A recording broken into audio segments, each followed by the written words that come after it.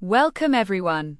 Today we will study the case when the auxiliary equation has two real and different roots. Find the general solution of d squared y, dx squared plus di, dx 2y equals 0. We assume a solution of the form y equals e to the power x.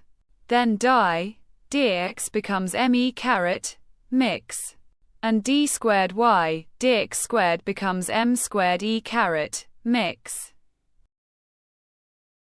Substituting into the original equation and dividing by e caret mix, we get this auxiliary equation.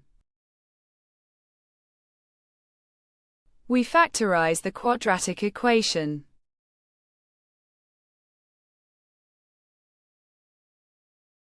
So we have two real and different roots, m1 equals 1 and m2 equals -2. When the auxiliary equation has two real and different roots, the general solution is a linear combination of the two exponential solutions. This is the standard form for two real distinct roots. Substituting m1 equals 1 and m2 equals -2, we get the general solution.